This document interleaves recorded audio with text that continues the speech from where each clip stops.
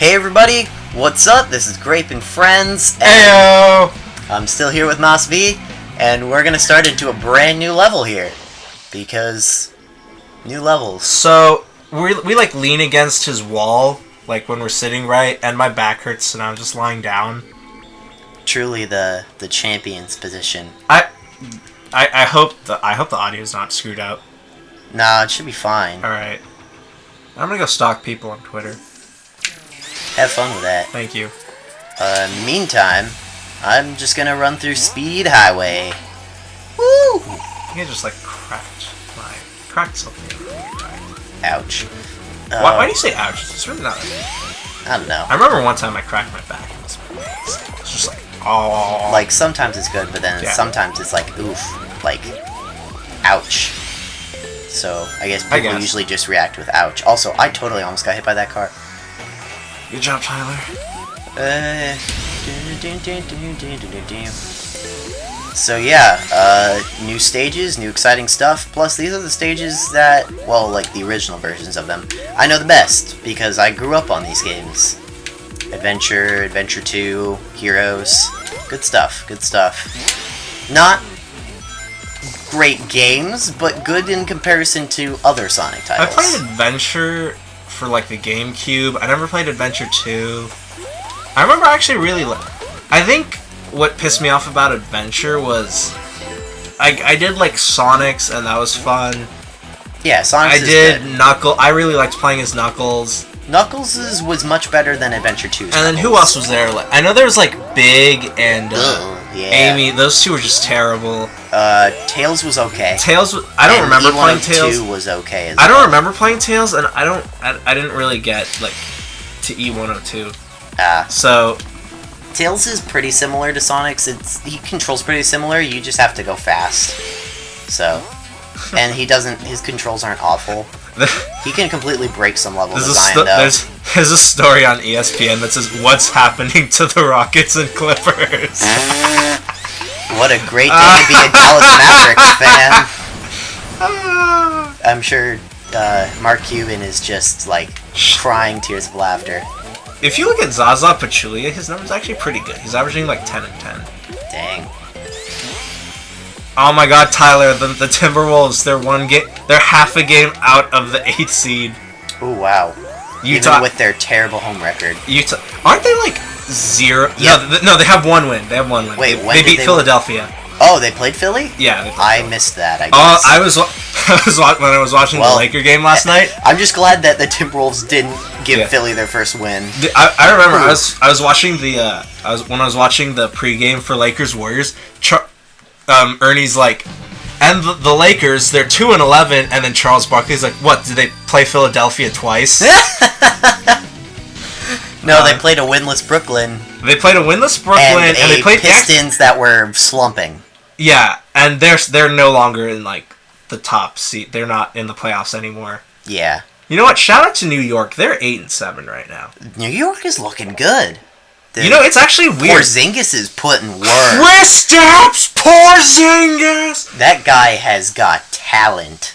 I mean, if you look at it though, it's kind of expected because he played in the Spanish league, and the Spanish league is the second best league in the world behind the NBA. Yeah. Like it was pretty well known he was going to play well. It just people didn't expect him to be the 4th overall pick, and that's why people criticized the Knicks for a while there. Well, now Phil Jackson has the last laugh, obviously. Exactly. You know what's weird? The 9th, 10th, and 11th seed in the East have a better record than the 9th, 10th, and 11th seed in the West. And normally that's not the case. The comeback of the East, it's happening. The East is... But the West is, like, top-heavy. It's really top-heavy. Well, yeah, the top of the West looks scary good. Yeah, because you have Golden State. The masters of basketball. You have the OG masters of basketball, the San Antonio Spurs. The team that doesn't know how to lose. They're 11-3 right now. I mean, are you kidding? That's Cleveland's record. They're tied with Cleveland, and like no one gives a shit about them. And I think that's what they want. That's what they want, though. They want people to sleep on them so they can just kick their butts. Let's see. OKC and Dallas have the same record right now at 9-6. Wow. Memphis is It's funny because a lot of people kind of consider Dallas to be really bad. Yeah. Tanking. Like Shout out to mode. Ben Simmons. Jeez, like, dang. And then Memphis is 8-7. Memphis was another team people thought might have been a lost cause this year for a while. Well, for the beginning, yeah. Yeah, they made looked it back. really bad at first. Phoenix and the Clippers are both 7-7 right now. And Wow. Utah is 6-7. So right now, actually, the conference with that it's easier to get into the playoffs is actually the West right now. Jeez. But if you look at the bottom of the conferences, it's not actually no. Even I mean, sure, the East has Philadelphia, but yeah. I don't want to count Philadelphia as looking at strength of conferences because that seems really unfair to the rest of the Eastern Conference. Yeah. Minus Jahlil Okafor. Exactly. Because like Brooklyn's 3-11, right? Yeah. So are the Pelicans. Yeah, but the Pelicans And then started terrible because they had a lot of injuries. The next worst team in the East, the 12th and 13th, the Bucks and the Magic are both 6-8, right? Yeah. Minnesota's 6-8. Wow. So like you can't. The East is getting better. Obviously, the best teams are still in the West in terms of who's probably going to win the title.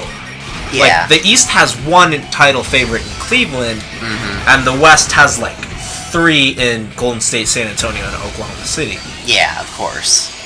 But, like, other than that, like, the lowest of the low in the East is looking a lot better than the ones in the West. It's really weird to see Houston next to Sacramento in the freaking standings right now. You know, I saw this one. There's like this one. Firing their coach didn't quite cut it. There's this one play. It was God. It was like it encapsulated their season so well. They were playing Memphis, and I forgot who was inbounding it. He threw it, and Dwight Howard wasn't paying attention. Like if he had it, Dwight Howard could have probably gotten like an easy shot up, right? Yeah. It just bounced off his head, and then like Courtney Lee took it and he passed it to Conley and he hit the 3, and it's like no one even got back on defense to contest the 3-point shot. So it's like I don't know. I don't think. First off, I think Kevin McHale shouldn't have been fired.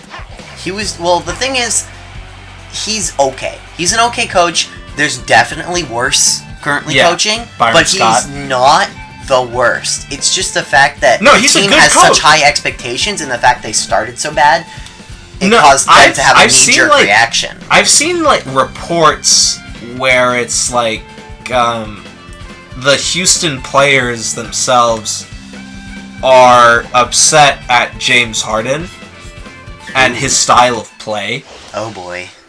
And maybe last year was better because last year he was shooting like 46-47%, 30 something from 3, right? Yeah.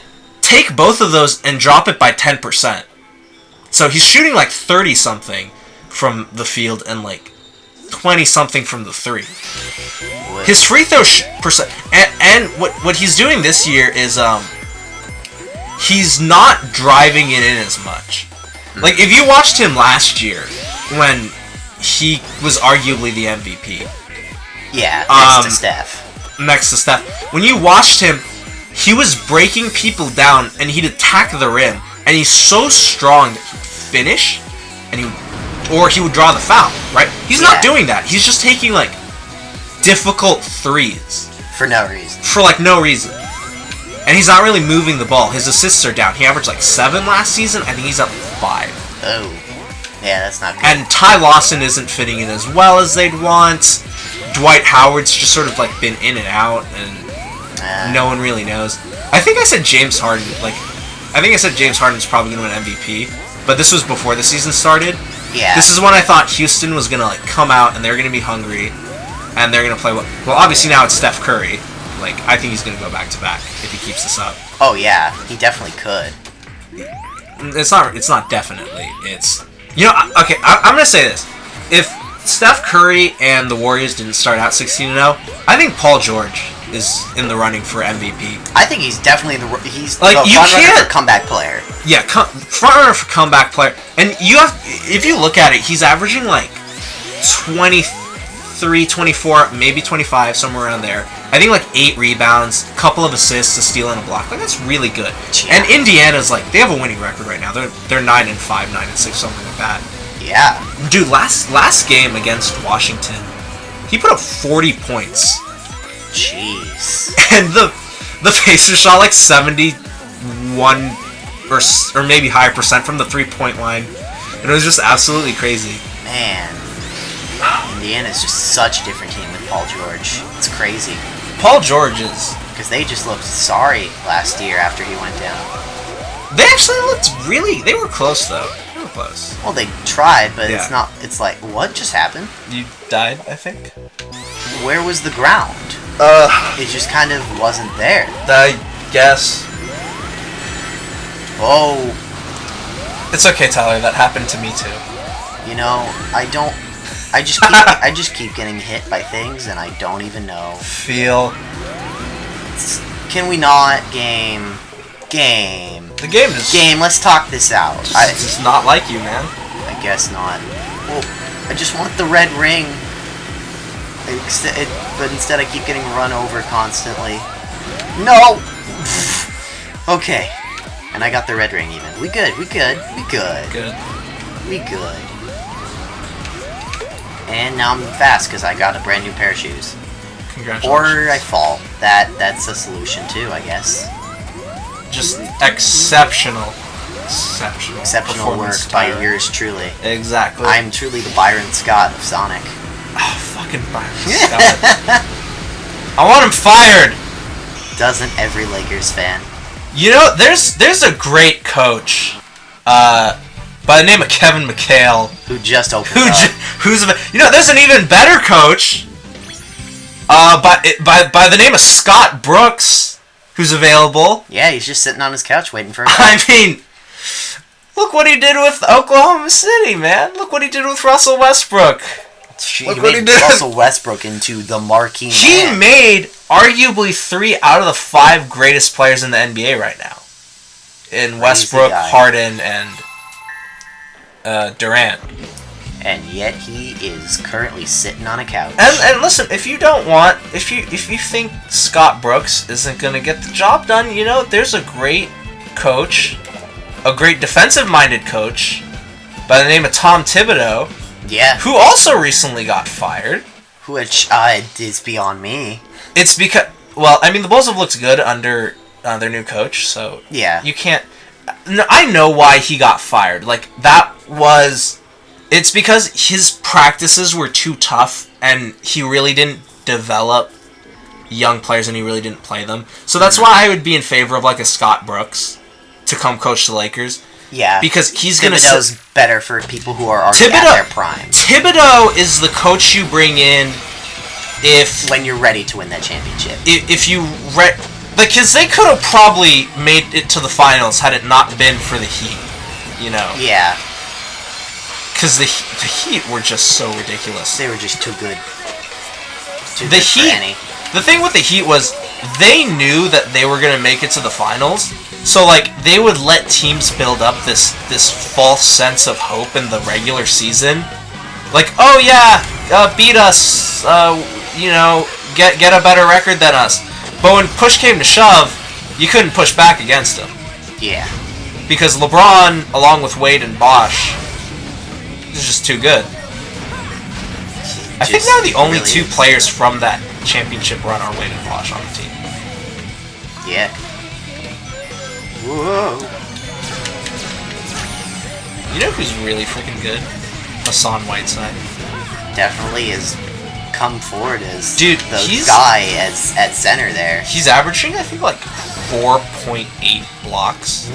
What did you just do, Sonic?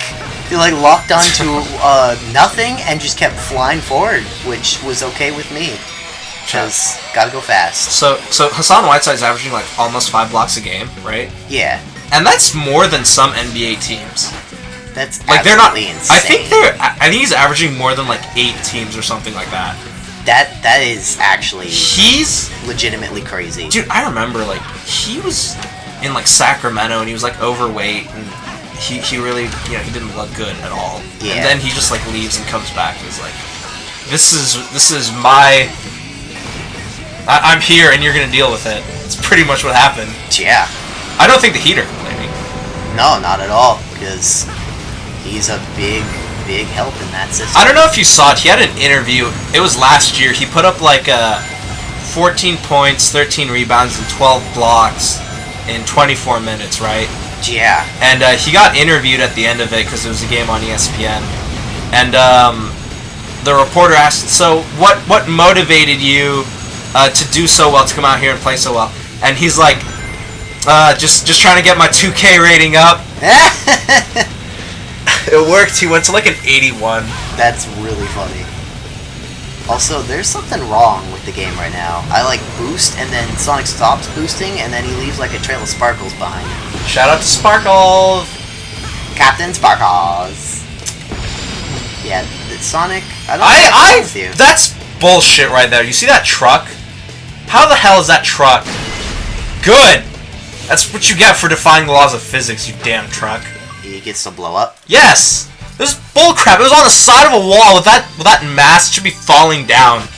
I don't care how fast it's going. Well, you know what? You got Sonic an S says gotta go fast. And I say, we're out of time for today. Good.